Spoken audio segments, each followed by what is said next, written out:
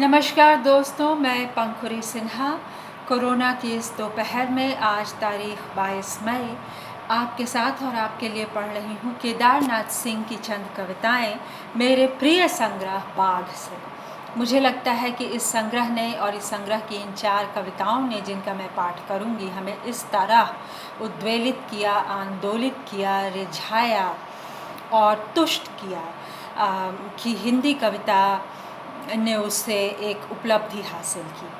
तो प्रस्तुत है बाघ संग्रह से 4 कविताएं। पहली का शीर्षक है आमुख। बिंब नहीं, प्रतीक नहीं, तार नहीं, हरकारा नहीं, मैं ही कहूँगा। बिंब नहीं, प्रतीक नहीं, तार नहीं, हरकारा नहीं, मैं ही कहूँगा, क्योंकि मैं ही, सिर्फ मैं ही जानता हूँ मेरी पीठ पर मेरे समय के पंजों के कितने निशान हैं,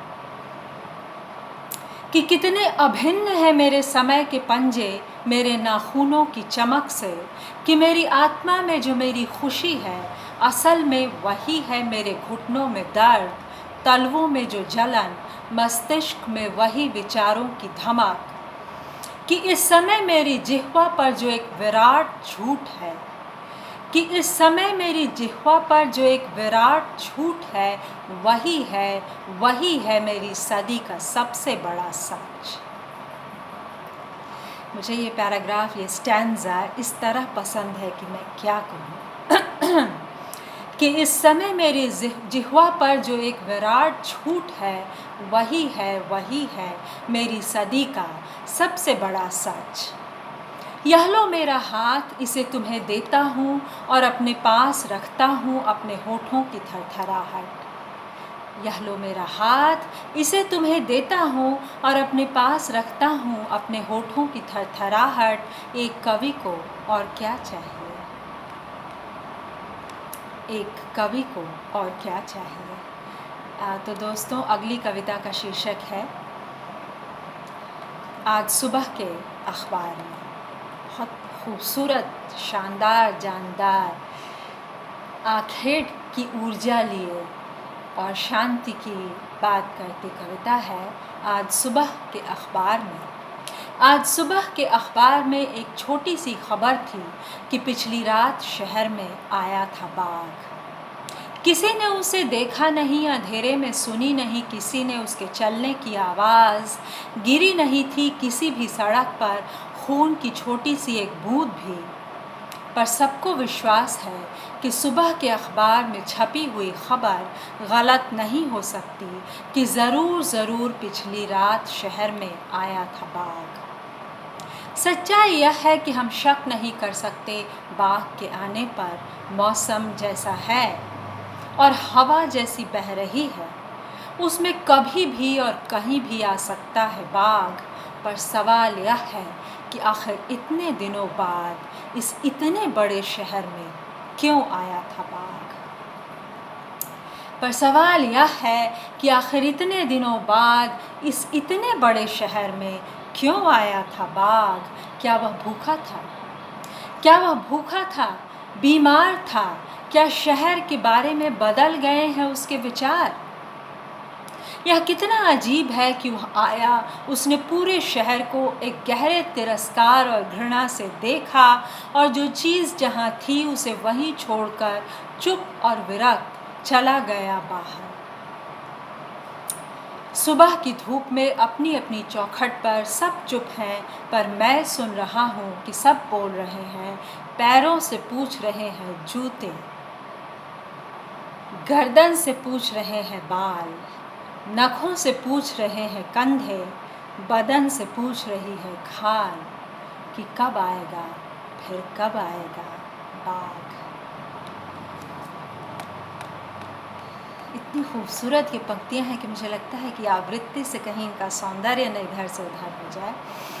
पैरों से पूछ रहे हैं जूते, गर्दन से पूछ रहे हैं बाल, नखों से पूछ रहे हैं कंधे, बदन से पूछ रही है खाल, कि कब आएगा, फिर कब आएगा बाघ।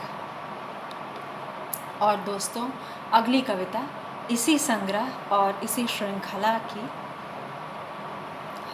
जिसका शीर्षक है कथाओं से भरे इस देश में।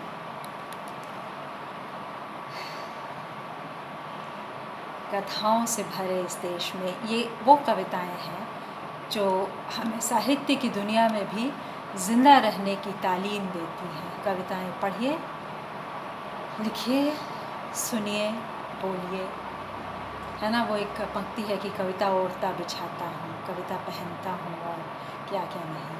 तो ये सब पहनती हूँ भी हो जाएगा, और तमाम बातें ओढ़ती बिछाती हूँ, जीती हूँ, सांस लेती हूँ कविता के माहौल में। कथाओं से भरे इस देश में, कथाओं से भरे इस देश में मैं भी एक कथा हूँ। एक कथा है बाघ भी, इसलिए कई बार जब उसे छिपने को नहीं मिलती कोई ठीक ठाक जगह, तो वह धीरे से उठता है और जाकर बैठ जाता है किसी कथा की ओट में। फिर चाहे जितना ढूंढो, चाहे छान डालो जंगल की पत्ती पत्ती, वह कहीं मिलता ही नहीं है। बेचारा भैंसा सुबह से सांझ तक चुपचाप बंधा रहता है एक पतली सी जल की रस्सी के सहारे, और बाघ है कि उसे प्यास लगती ही नहीं, कि वह आता ही नहीं है कई कई दिनों तक जल में छूटी हुई अपनी लंबी शानदार परछाई को देखने।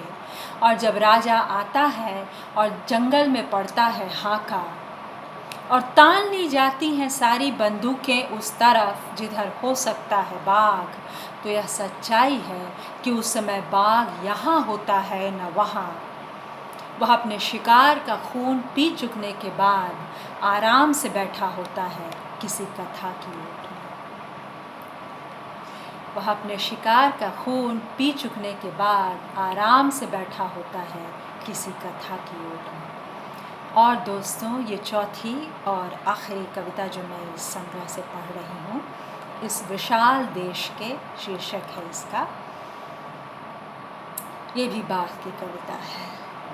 इस विशाल देश के धुर उत्तर में एक छोटा सा खंडहर है किसी प्राचीन नगर का, जहाँ उसके वैभव के दिनों में कभी कभी आते थे बुद्ध। कभी कभी आ जाता था बाघ भी, दोनों अलग अलग आते थे। अगर बुद्ध आते थे पूरब से, तो बाघ क्या, कभी वह पश्चिम से आ जाता था, कभी किसी ऐसी गुमनाम दिशा से जिसका किसी को आभास तक नहीं होता था।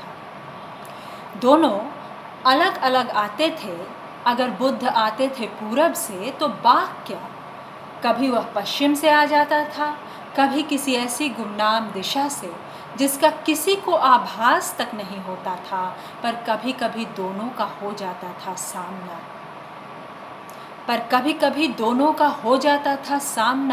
फिर बाघ आंख उठा देखता था बुद्ध को, और बुद्ध सिर झुका बढ़ जाते थे आगे। तो दोस्तों, ये थी कविता केदारनाथ सिंह की कविताएं बाघ संग्रह से। आशा है कि आपको पसंद आएंगी। बहुत गूढ़ अर्थ की और बहुत सहज, बहुत सरल, बहुत रिझा देने वाली, झंकार से भर देने वाली कविता है। आशा है कि आपको मेरा पाठ पसंद आएगा। धन्यवाद। लाइक और सब्सक्राइब करें।